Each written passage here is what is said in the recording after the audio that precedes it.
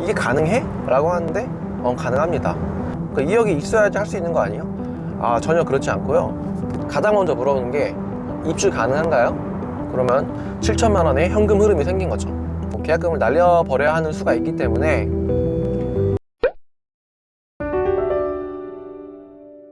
안녕하세요, 사다리TV입니다. 오늘은 불인이분들의 요청이 많아서 갭 투자하는 방법 제가 설명드리려고 합니다. 갭 투자는 쉽게 말해서 전세를 안고 사는 거예요. 전세 보증금으로 내 잔금을 치르는 거죠. 여러 가지 유형이 있는데 유형별로 나눠서 알고리즘을 짜서 제가 설명을 드리겠습니다. 가장 흔한 거는 첫 번째, 전세 세입자를 안고 사는 거예요. 기존의 전세 세입자가 들어있으면은 매매가와 그 전세 보증금의 차익만 있으면은 내가 살 수 있어요. 예를 들어서 매매가 2억, 전세 1억 8천에 들어있다. 근데 만기가 1년 6개월 뒤다. 그러면 2천만 원을 넣으면 내가 소유권을 가져갈 수 있죠. 취득세는 물론 부담을 해야 되고요. 제가 아는 동생이 질문을 하더라고요. 형, 그러면 일단 2억을 매도인한테 주고 내가 매도인한테 1억 8천을 받고 그렇게 해야 되는 거 아니에요? 그러니까 2억이 있어야지 할 수 있는 거 아니에요? 전혀 그렇지 않고요.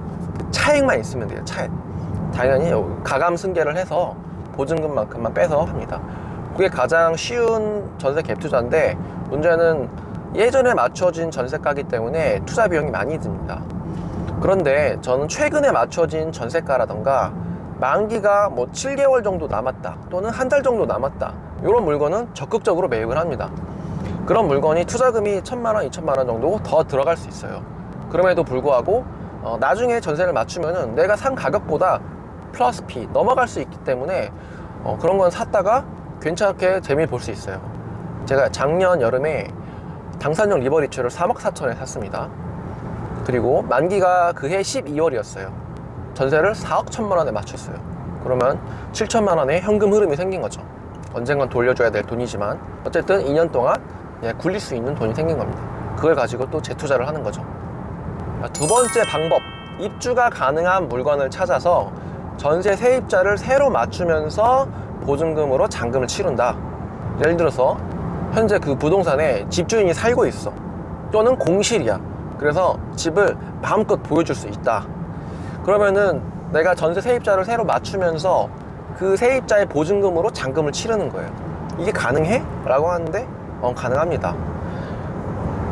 가끔 내가 매도인이 전세계약서 쓰는 게 싫어서 그냥 그런 거 안 한다, 이런 매물도 있어요. 그런 거 싸게 사면 또 좋습니다. 이렇게 입주가 가능한 물건들은 매매 잔금을 한 2개월에서 3개월 정도로 잡습니다. 그런 다음에 그 2, 3개월 동안 공인중개사 분께서 열심히 전세 세입자를 찾아주시는 거예요.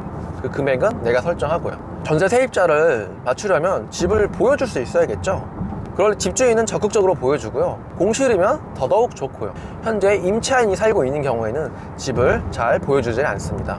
그래서 그런 매물들은 조금 까다로워요. 이렇게 집이 비워지면서 새로운 임차인을 맞추면서 전세 잔금을 치르는 게 갭 투자입니다.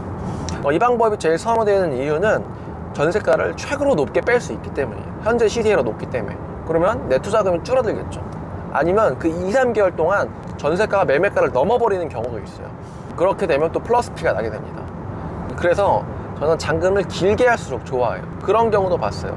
잔금을 내가 3개월이 아니라 6개월로 하는 대신에 200만 원 더 드리겠다. 그렇게 해서 투자금을 줄이는 게 주 목적이고요. 이제 서울 오피스텔 같은 경우는 무갭도 가능해요. 근데 어떤 중개사님들 성향마다 나는 그런 거 못해요, 플러스 피 같은 소리 하지 마세요, 막 이런 분도 계세요. 어쩔 수 없어요. 마지막 세 번째 방법, 조금 까탈스럽지만 그래도 투자금을 줄이는 방법. 내가 잔금을 그냥 현금이나 대출로 치릅니다. 그 다음에 다 공실로 만들어 내고 소유권 이제 다 끝내고 내가 전세를 놓으면은 그거는 공인중개사도 할 말이 없어요. 그냥 전세 잘 맞춰주는 부동산을 내놓으면 됩니다. 이렇게 잔금 조건들을 까다롭게 구는 매도자나 부동산을 찾으면은 오히려 그 매물을 500만 원, 1000만 원 더 싸게 매입을 할 수 있습니다. 전세 세입자를 맞추면서 그 잔금 대출을 상환하면 됩니다. 근데 문제는 이렇게 단기로 하게 되면은 대출을 하는 쪽에서 좀 꺼려 할 수도 있고, 중도상환 수수료가 한 1.5%에서 2% 정도 발생합니다. 예를 들어서 1억짜리를 하면 한 200만원. 저는 그 200만원을 들여서라도 그렇게 세입자를 맞추는 게 이득이라고 생각해요. 아까 두 번째 방법에서 제일 큰 리스크는 세입자를 못 맞추면 계약금을 날리는 거예요. 보통 저는 5에서 10% 정도 거는데 세입자를 못 맞추면 말 그대로 계약금을 날려버려야 하는 수가 있기 때문에 차라리 잔금대출 받고 편안하게 투자하는 것도 방법입니다. 근데 이렇게 하게 되면 투자의 속도를 내기가 좀 힘들어요. 왜냐면 대출이 실질적으로 지금은 50%, 60%밖에 안 되기 때문에 조금 힘든 건 있어요. 또 내가 현금 1억 정도는 가지고 있어야지 투자를 할 수 있다는 거예요. 그 1억을 3개월, 4개월 넣는 게 어떻게 보면 큰 기회비용일 수도 있는 거죠. 제가 이 세 가지 중에 가장 선호하는 방법은 두 번째 방법입니다. 그래서 제가 항상 매물을 찾을 때도 가장 먼저 물어보는 게 입주 가능한가요?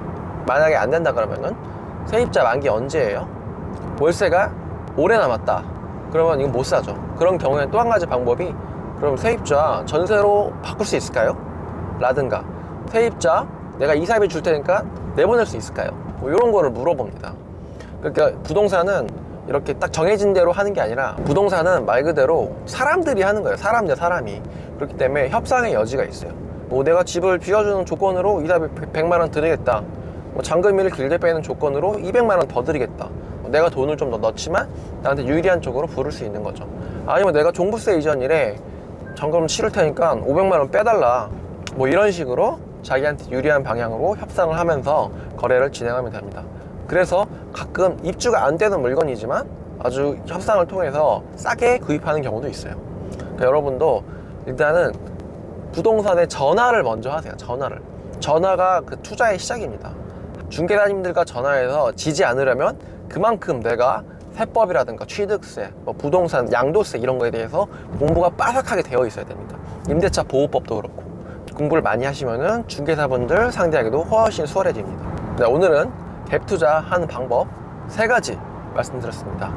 전세 그냥 안고 사거나 세입자 새로 맞추면서 사거나 아니면 내가 매매 잔금 다 치르고 천천히 세입자 맞추거나 이런 방법 3가지로 압축해봤습니다.